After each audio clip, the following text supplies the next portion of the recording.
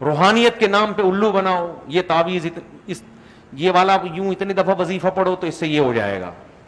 کس نے کہا یہ ہو جائے گا بھائی؟ کہہ رہے میں نے کہا یہ ہو جائے گا. کیوں کہا آپ نے حضرت یہ ہو جائے گا؟ آپ کو کہاں سے پتا چلا؟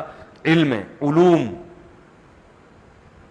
علم کیا ہوا ہے آپ نے. کون سا علم کیا ہوا ہے جس سے یہ پتا چلتا ہے کہ یہ والا وظیفہ پڑھنے سے یہ ہوتا ہے؟ یہ علم کہاں کرایا جاتا ہے؟ کوئی سلیبس ہے، کوئی نصاب ہے؟ یہ علم کی باتیں یہ تمہیں سمجھ میں نہیں آئیں گی حضرت. یہ گمراہی کی باتیں اس لیے مجھے کیا کسی کی بھی سمجھ میں نہیں آئیں گی. یہ آپ اور آپ کے اندھے مقلد ہی کی سمجھ میں آئیں گی.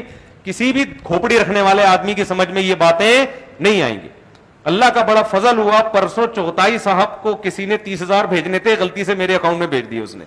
کون چغتائی یہ میں نہیں بتا رہا آپ. اس کا فون آیا، حضرت میں نے آپ کے اکاؤنٹ میں غلطی سے 30,000 ڈال دیے، پہلے 20 تھے اب پتا چلا 30 ہے. تو میں سمجھا آپ وہ ہیں تعویذ، وہ سمجھا کہ میں نے تعویذ دیا اس کو. تو مجھے پتا چلا کہ یہ تعویذ والے ماشاء اللہ کیسے نوٹ چھاپ رہے ہیں. خیر ہم نے تو اس کو 30,000 واپس کر دیے. کیا لکھ کے دیا ہوگا بھائی؟ یہ ہے گراؤنڈ ریئلٹی کو دیکھ کے مسلمان کیا کر رہا ہے.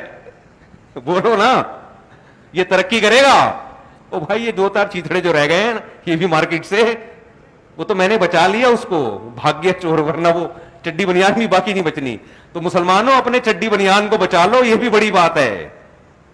جب تک آپ کے درمیان روحانی عاملین موجود ہیں، جب تک آپ کو گراؤنڈ ریئلٹی سے ہٹانے والے لوگ موجود ہیں، جب تک مذہب کی غلط تشریح کرنے والے لوگ موجود ہیں، مذہب کا غلط استعمال، تو اس وقت تک میرے بھائی ہم ترقی نہیں کر سکتے، ہم اس تنزل سے نہیں نکل سکتے.